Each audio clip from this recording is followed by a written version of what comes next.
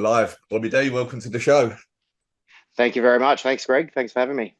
Um, there's tons I want to cover, like your background, your experience in CrossFit, your experience in HYROX and so on. But I thought we might start. I asked James Newbury, who I've interviewed, uh, and I know you know if there's anything I should talk to you about, and he said definitely ask him about the OG airdyne workout we did on my first trip to see him in 2014. So can you tell us a bit about that? Yeah, I first met James maybe 2013 when I was living in Queensland, and that's where we kind of struck up an athlete coach relationship. We had to move back down to Sydney to expand our gym that we actually owned, the physical premises. And James at that time was living in Adelaide. So when I first decided to, when we first agreed to coach, he flew up to visit me in Sydney, and I had an old Ratley Schwinn Airdyne from probably 1985 or something like that. It was a real rackety piece of work. This was kind of just before the assault bikes, and I don't think he'd ever ridden one before. So I just got out the little whiteboard, first exposure. I think we did, there's around 7 sets of 30 seconds max effort assault bike or airdyne, I should say. And at about after effort four, I think we had an extra 5 or 6 minutes rest just to keep that intensity up. And then we went again. And I think everyone knows what assault bikes are these days, but when you haven't seen one before, it's you only get one exposure to it for the first time. Um, and yes, I think intensity was a new level for him that day. And yeah, there was lots of blue lips, pale faces, and it wasn't the coolest day either. So when we eventually finished with wobbly legs, I'm pretty sure we sat in the pool for the rest of the afternoon and didn't really talk to each other. If so, I was thinking if you can, that was in 2014. He said so. If that's like if you can remember a workout from 9 years ago, it was serious. Well, yeah, considering James, like he's so versatile, he's done so many things. So to remember one little hit out in a garage with all the things that he's done and places he's been, it's got to be memorable. Yeah, yeah, nice. All right, can you tell us a little bit about your background then? In the world of CrossFit coaching and everything like that. Yeah, so I know I'm kind of like almost what CrossFit envisages, I guess, where I'm not really a specialist in anything. I've kind of dabbled in a lot of things from semi-professional rugby league and rugby union to special forces in the military. I've done a bodybuilding competition, um, Australia's Strongest Man competition twice. I've run many ultra endurance races.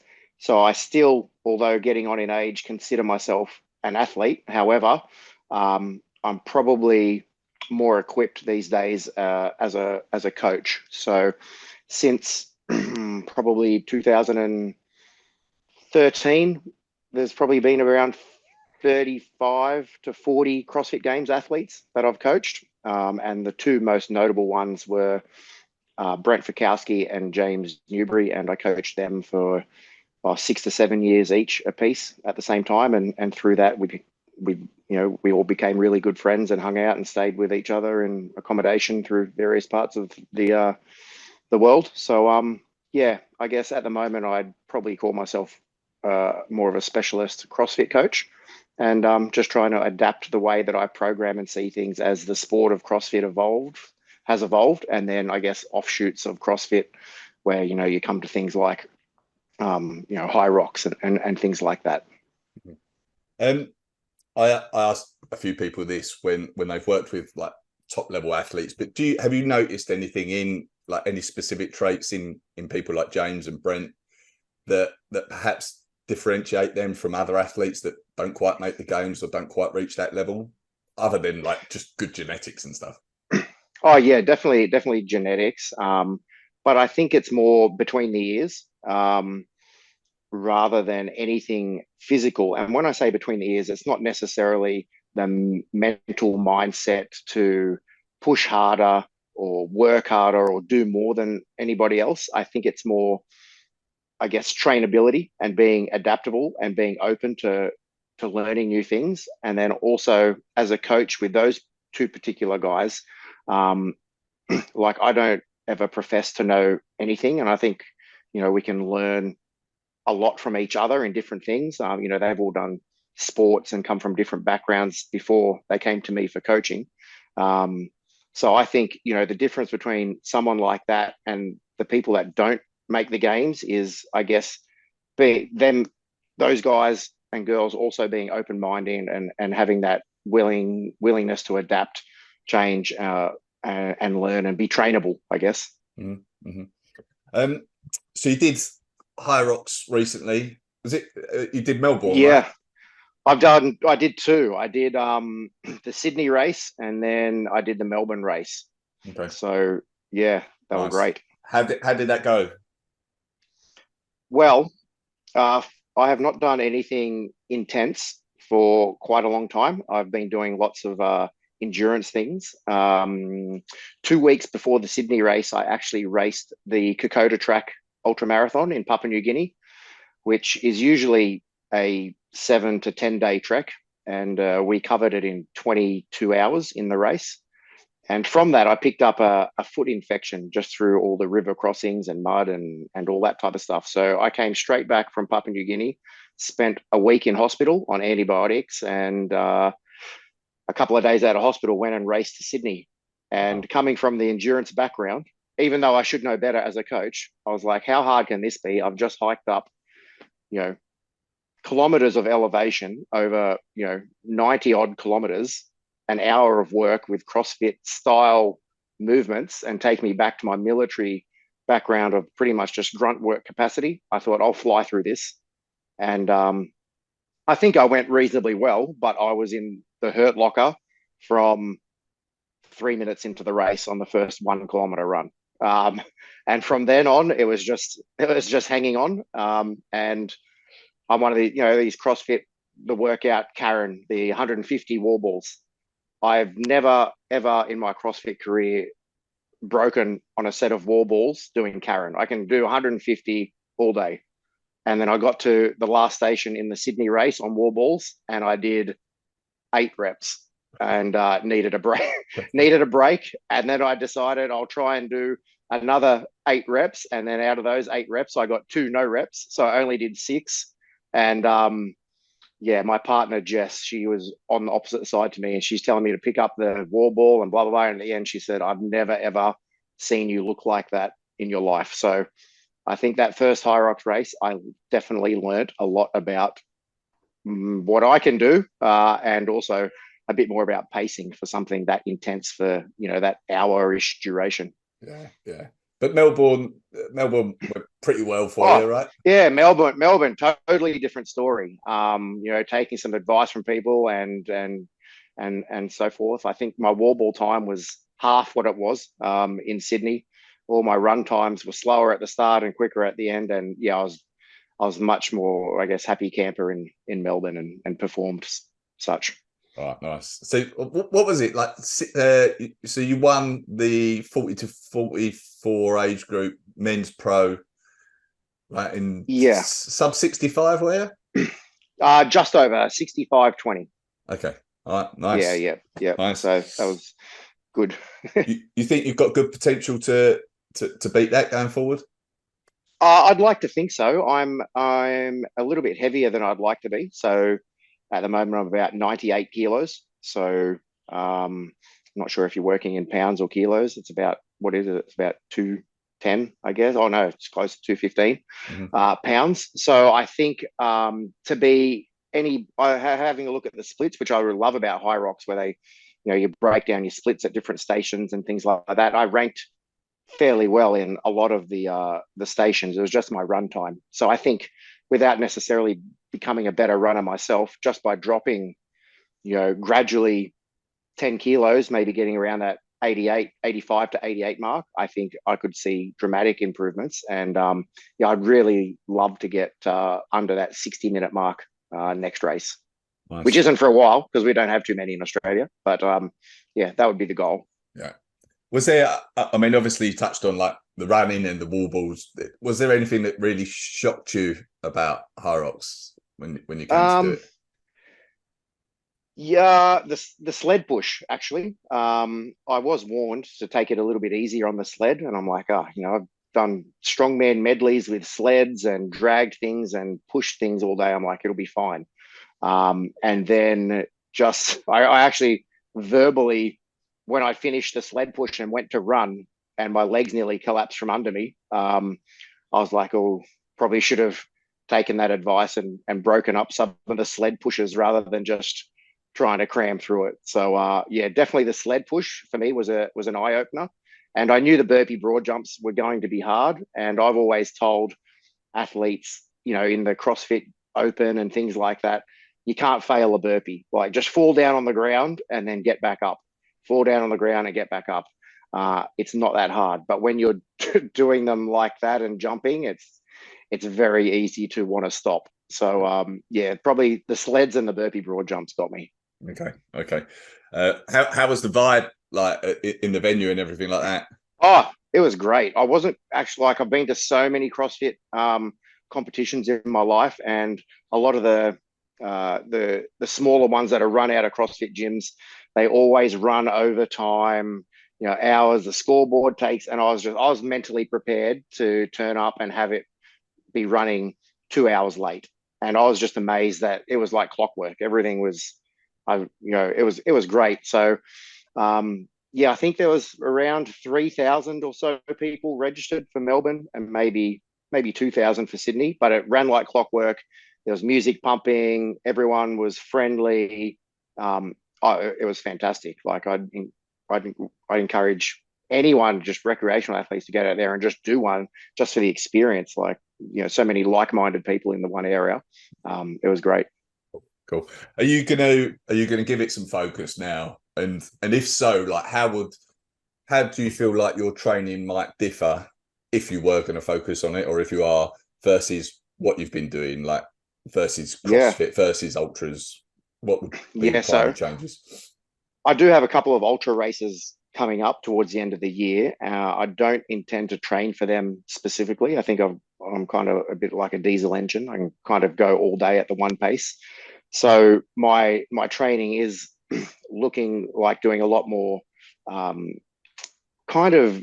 I got to be. I think from what I've learned and read and spoke to people, to be good at HYROX, you really want to be able to run like a good solid 10-mile or 16-kilometer run in a good pace, um, which obviously involves some intensity and some lactic threshold and stuff like that. So I'll be changing my training to at least get in 4 to 5 runs a week, sometimes maybe some double days and two smaller runs in the same day.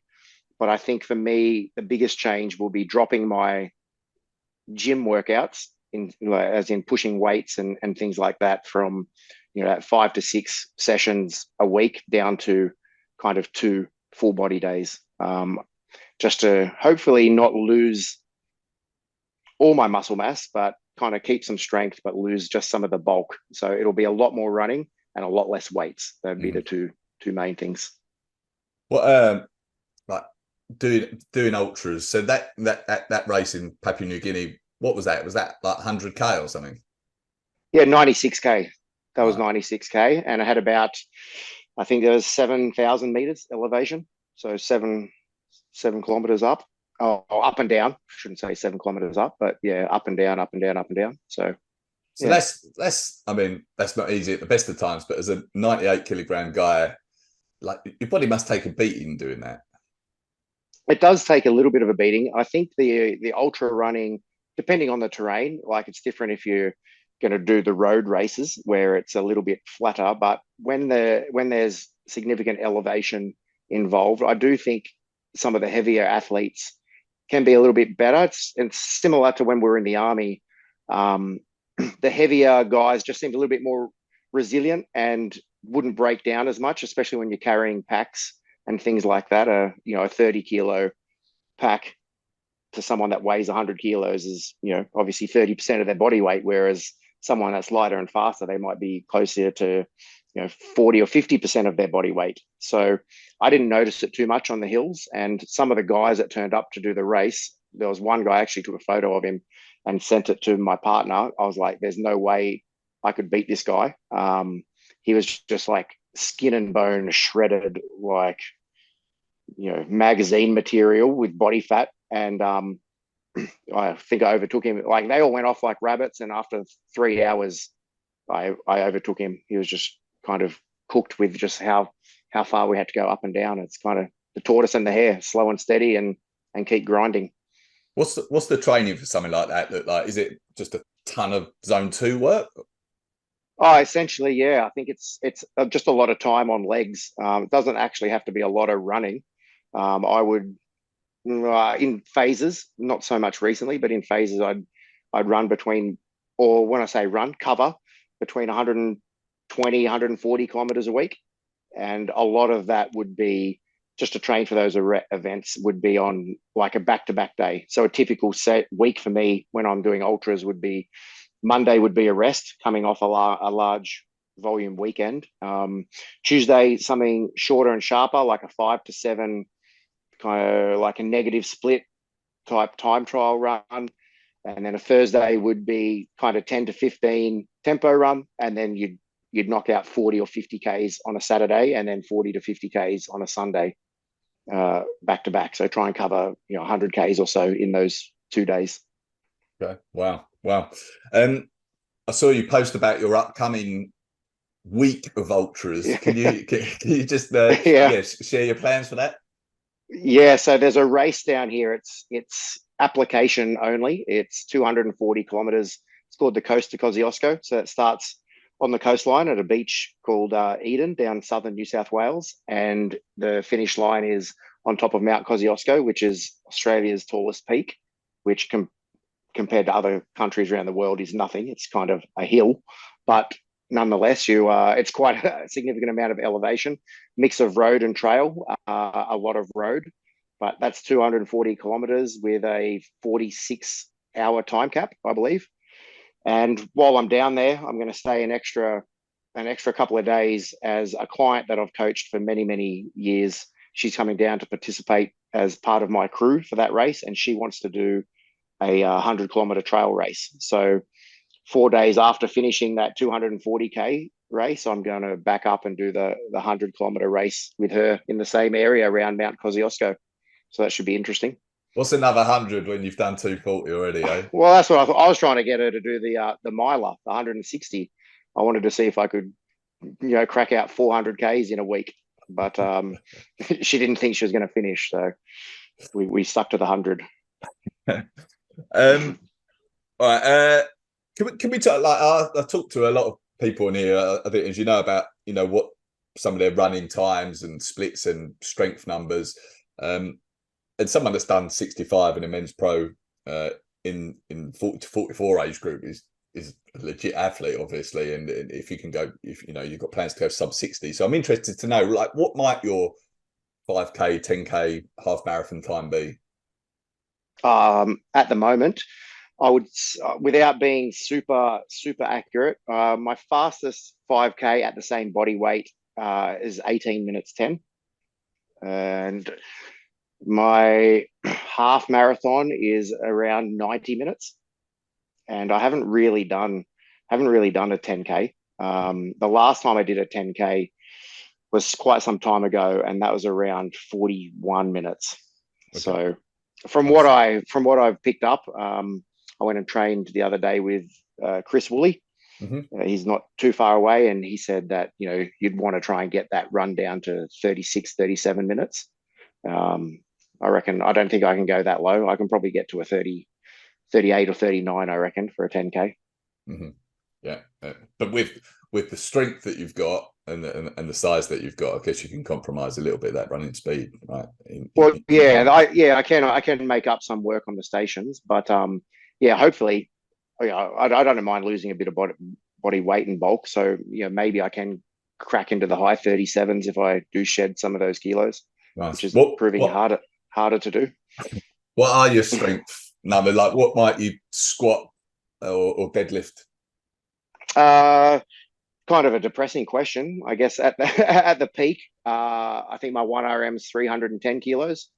Now, probably now 270. Back squat, 250. Now, probably 200. And something like bench press. I only really tested, I'm really conscious of my shoulders and things like that. I've done a 3RM bench press at 160. And now I'd probably be 140-ish, I guess. Nice. All So, right. But you like, what's your? I'm interested to know like people's perceptions of the strength requirements in HYROX. Do you feel like you can give a fair amount of that strength up and still compete perfectly fine, right?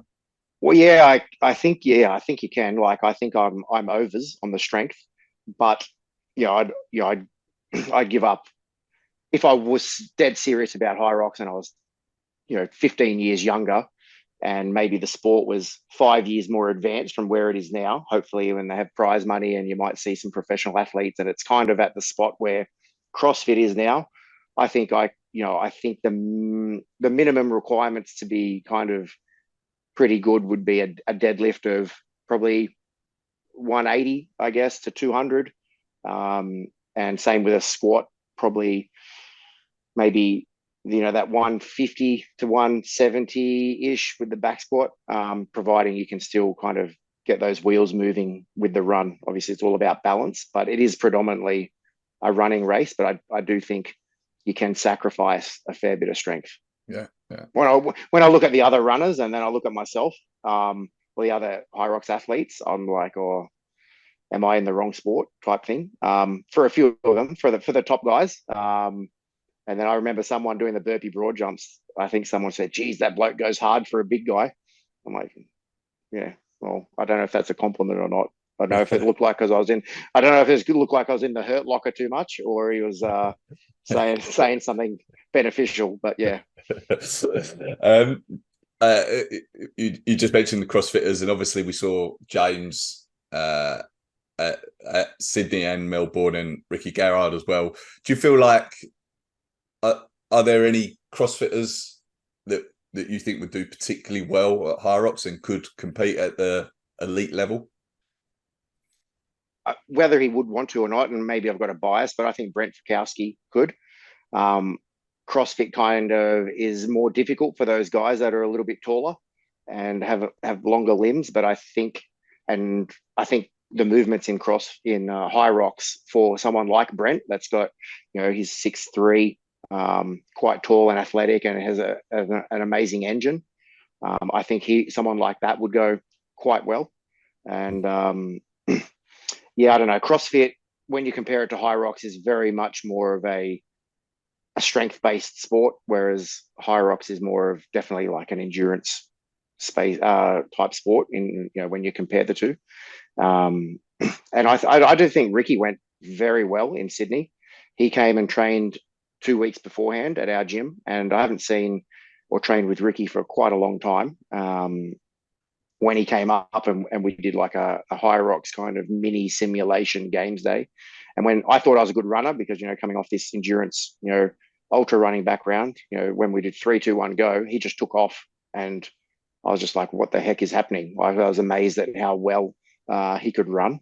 And then I was thinking he was going to kill it. But then obviously the people that have done HYROX a few times and, Kelly, demolish him, beat him in Sydney. And I was like, geez, well, some of these guys that do HYROX or have done it in the past, they really can run well. Mm-hmm. So, yeah. Yeah. I wanted to talk to you about like nutrition and get your thoughts on nutrition, what you do nutrition wise. And I did listen to, I was doing a bit of research and I listened to a podcast that you were on a few years ago now. And you mentioned what you used to eat for breakfast when you were a kid. How many Weetabix you used to eat? Can you share that if you remember? Oh yeah, between 18 and 22 Weetabix, I would have in a big. My diet has changed significantly many times throughout the years. Back then, I thought fat and everything was bad for you, and so I would have literally Weetabix in a big dog's bowl with boiling water poured over it because I didn't want milk because it was fattening. Um, I don't know how I didn't give myself diabetes as a 17-year-old, eating that many carbs like every single day for breakfast. And what I know now, I was wondering why I could eat 22 wheat bix and 40 minutes later be hungry again. I knew nothing about blood sugar and things back then. So yeah, things have changed. What is I mean, this is a bit of a broad question, really. What's your nutrition look like now? Is it just fairly standard? Oh no, no, it's not standard at all. I've done everything, and particularly over the last 3 or 4 years, I've really experimented a lot with my diet. More so from a coaching perspective. If I get clients that are vegans or vegetarians, or more popular carnivore things like that, I've done many different diets now, and followed them up with blood tests every 4 or so weeks afterwards. And not that there's any right or wrong way, and people have different moral issues regarding food and things, but I generally eat whole, unprocessed foods. Essentially, a bit of a mix of plants, fruits, vegetables, and meat, chicken, fish. I really don't eat anything processed. I rarely have rice, but I do have rice. I don't have any bread or pasta just because I am actually celiac.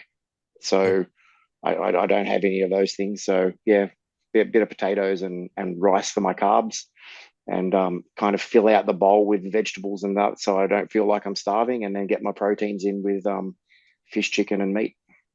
Do you take anything mid-race in a HYROX, or don't feel the need for that? Well, I actually did that whole ultra marathon in Kokoda, fasted just on water and salt, Wow. just because there was no food for me to eat, being a celiac in any of those things. So I kind of did it a little bit tough there. But in Melbourne, I didn't have anything because I thought, what's an hour? Doesn't It's nothing. And then in Melbourne, in Sydney I had nothing, and in Melbourne I had a gel, and I had half the gel at about 25 minutes into the race, and then I had the other half of the gel after or just before starting, I think, the lunges, just to give me hopefully a little bit of juice for the lunges last run and the war balls, which I was dreading. Yeah. Why no gel or something like that on the ultra? I it was kind of like a bit of false advertising. We got told that there would be these aid stations with all this thing, like all this nice, stuff, and it just wasn't there. I didn't really realize how remote it was, and I'm not sure the organizers did. So I didn't take anything. I just thought that it would be there. I did take some stuff, but I didn't bother to have it. I didn't eat it until the end. I actually made my own little gel things because back, it's only 6, 7 weeks ago. Didn't want anything processed, but I made my own little spread of peanut butter, some honey, and a scoop of protein powder, and I put it in a little tiny Tupperware container to have. But once I started and got into the grind, I kind of forgot about it, and it was kind of like you said, that zone two. And I think sometimes if you don't need the fuel, don't have it. But at the same time, if you do start to have the fuel, then you get hungry. So yeah, I just waited to the end. I meant to ask you this when we were just talking about the CrossFitters and so on. Do you follow the elite side of HYROX very much? And if so, do you feel like it can grow to CrossFit Games type levels in the future? Can you see that future for HYROX? I would like to think so. I'm not quite. It will take some time. Like, I went to the CrossFit Games as an athlete with my gym in 2010, and it was only very small. Back then we had teams of six, so we competed there when it was in California, and it was very small. It's vastly different to what it is now. I think what HYROX will need is a some type of big brand or sponsor to kind of give them some. It's kind of hard when I don't know, the name of the sport is also the owner of the sport. It's I don't know, I don't know how you bring it on and say, well, you know, it's not the Reebok CrossFit Games anymore, but here's Reebok HYROX. It's kind of hard to do. But I do think I would like to see it excel. I think there's potential for it to, maybe not take over CrossFit, but, run alongside CrossFit.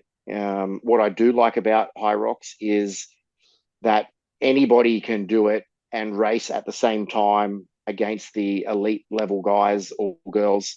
Whereas at CrossFit, there's so many different stages to actually get to the CrossFit Games, and pretty much no one's going to get to the CrossFit Games unless you're an absolute freak. But you can turn up to these races and race alongside, the Hunter McIntyres and things like that, and and watch them do it and do the same thing that they're doing. Whereas, you watch the CrossFit Games and sometimes it's like, how the hell did they do that? Yeah, yeah. So, yeah. What's your feeling for like where the direction that CrossFit's heading at the moment? I often think about that. So having owned a CrossFit affiliate for 15 years now, we were the third or fourth CrossFit gym to open in Australia. Um, I've seen lots of things evolve, and like I don't know how they can make CrossFit bigger and better, I guess, than what it is. Like, they're really kind of, I don't know, like I don't have the imagination to see how they can progress it any bigger than what it is. So yeah, I don't know. I've actually seen a little bit of a bit of de-evolution, I guess you might call it, in the general pop CrossFitters, where at least the inquiries for, I guess, programming and even our gym members going back 4, 5, 6 years ago, you'd field inquiries like, I do this and do that. My goal is to get to the CrossFit Games. And it's like, well, how do you tell someone from a first email thing that it's 99.9% not going to happen, without kind of crushing their hopes and dreams?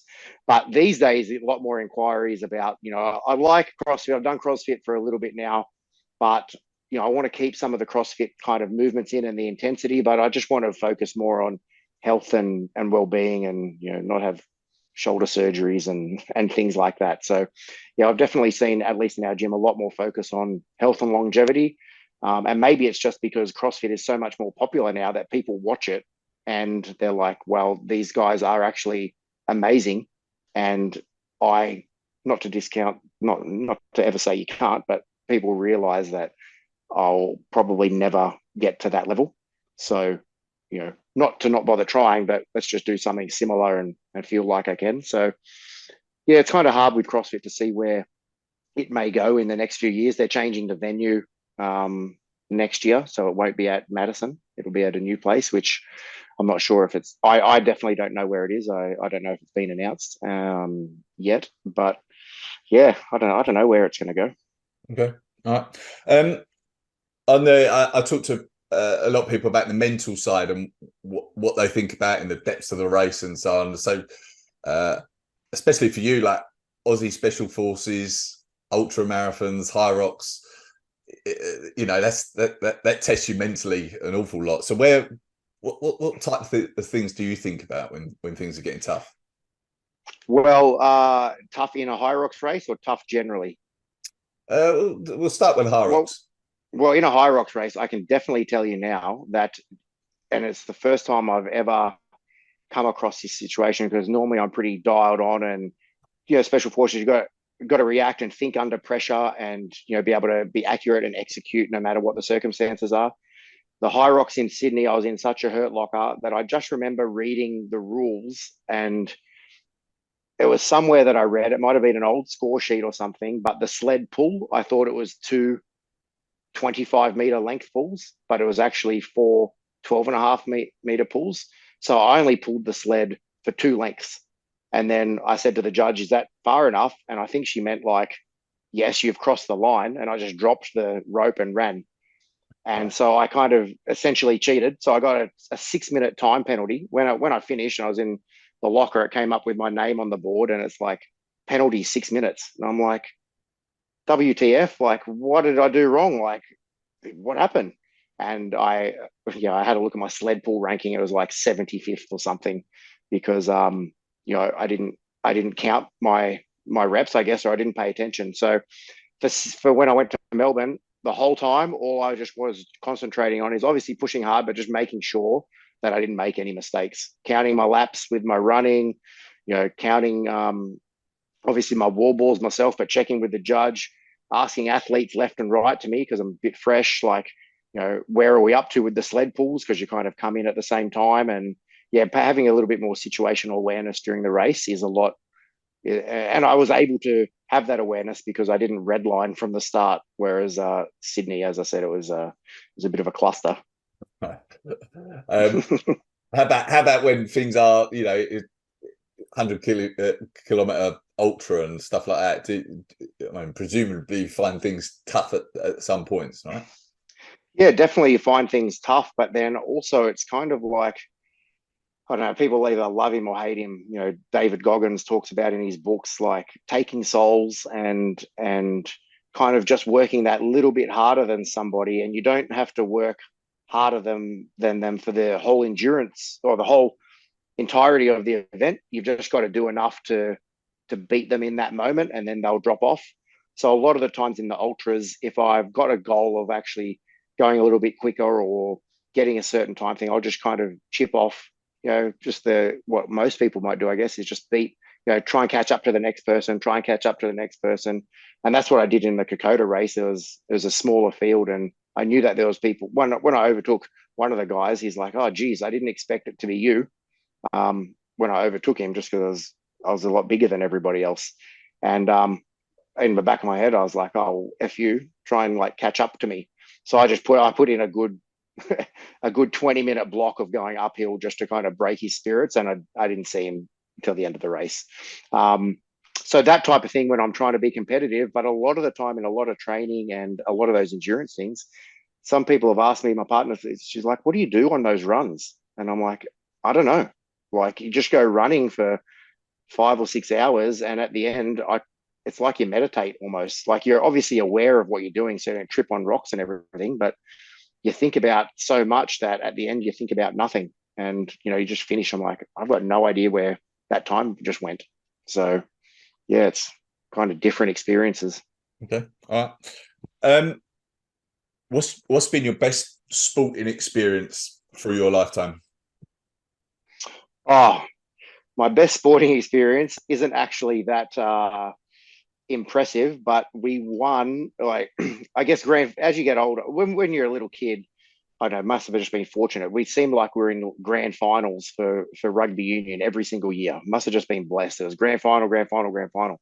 Then we had a spell, like we couldn't like change teams, change codes, couldn't make a grand final for the life of us. And then I think I was like 23 years old. I won a second grade rugby union grand final for Eastwood, and that was like bees knees. Thought we were king of the world. It's not that great. It's not professional. It's not, signing a contract or, earning big bucks. It was literally pay to play. And, that was really satisfying. Probably winning that grand final is probably my highlight of my sporting career in terms of like enjoyment and satisfaction. Probably Yeah. not the most impressive thing. Yeah. I mean, I love HYROX. I love doing it as an individual, but that team winning something as a team there's something special about that, isn't it?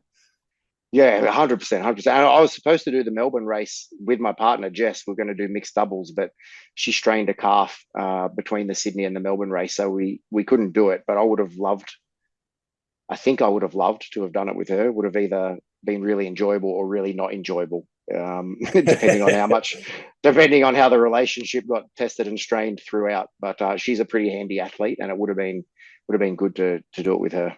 Yeah. She did do the doubles, didn't she? Did she win She did, before? yeah, she did the week before with another CrossFit guy that I coach. He's up and coming, Zach Thomas. So they did it. I think they won their category. Right, right. How about the toughest thing you've done in sport? Toughest thing. Um, One of the hardest things I did was when I did Australia's Strongest Man in 2016 for the under 105 kilos. I copped a bit of an injury in the farmer's carry. Like, pretty much I just tore my hands apart, like shredded them, all the calluses, all the skin and everything came off. And it was only maybe the second event. So I had to go through another, I guess, 5 events, not really being able to grip or handle anything. And my pet event was the deadlift, and which was the following event from the farmers. I couldn't even lift the first bar. So I guess that took a big hit to my ego. I went into that.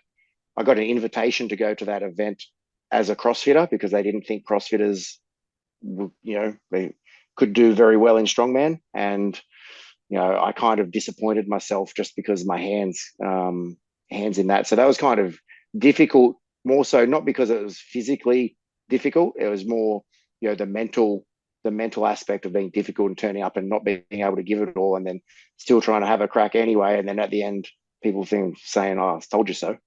Yeah. Anyway, that was kind of physically, mentally, I should say, that was probably one of the toughest things that I did. Okay. All right. Anything else I should have asked before we finish up?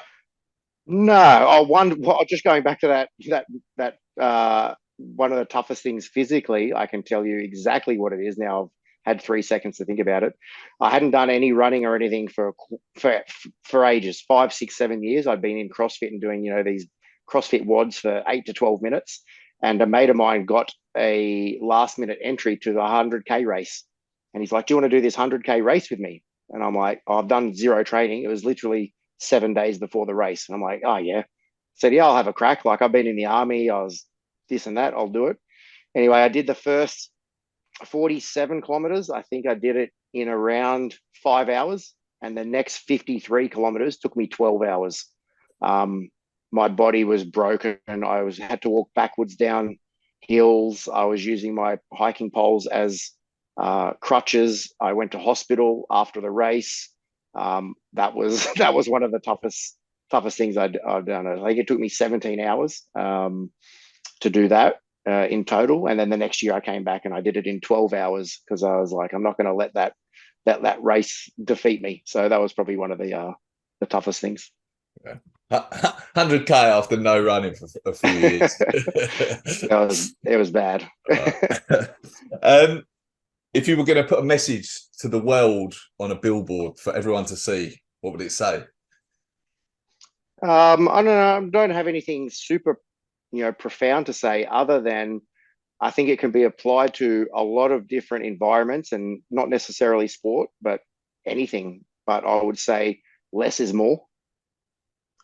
That would be it. Just less is more. Less training can sometimes be more training, like get more benefits from doing less.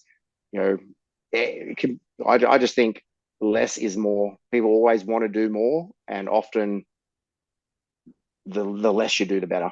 So to some extent, you know what I mean? Is that from a quality over quantity sort of perspective? Pretty much, yeah. Pretty much quality over quantity, and that can go from anything to decorating your house. Less is more. Don't overclutter things. Buying clothes, less is more. Training, less is more. Like, I think a lot of things people can probably dial down a little bit and concentrate on smaller, more specific things rather than trying to do everything at once. Yeah. All right. All right. Nice. Thank you. This has been great. Excited to see what you can do in HYROX and everything else. If people want to find out more about you, follow you, where should they go? Yes, I've just got my my personal Instagram, which can be pretty boring because I've got lots of pets and don't mind sharing my little adventures on our little acreage. That's Bobby D on Instagram, or Big Bad Bobby D. And then my business page for coaching is Raw Strength and Conditioning on Instagram mainly, and Raw Strength and Conditioning on the interwebs. Okay, all right, perfect. Anything else we should mention before we finish up? No, I don't think so. I think it's been good. Covered everything. Yeah, awesome. All right. Thank you for this, and I'll hopefully catch you again soon. No worries. Thank you. Just before you end recording, are you? What races do you have coming up personally? I've got. I think it's five weeks. I'm doing Birmingham. Is my first race of the season. Yeah. So looking forward to that. Working up to that in a moment, and then individual or team. Individual, and then I'm doing a doubles about 4 or 5 weeks later in London. So that's my only plans at the moment. I may go abroad for one at some point, but Birmingham. We'll see how Birmingham goes first and take it from there. Well, that's what I hope HYROX does eventually is kind of we get more. We've only had two down here, and I think next year the schedule is to have four, but they're all it's like June, July, August, September. It's Mhm. one a month for like it's not much time to kind of do, and because we're so isolated over here, it's not like we can go to France and do one and then go to somewhere else and it's kind of like we're stuck over here on our own little island. Even to get to the Asian champs in Hong Kong, it's like a 7 hour flight, Yeah, and it's kind of rough. So hopefully they kind of expand that. yeah, So yeah. I think yeah, they will. Are you planning on going to the Worlds in Nice?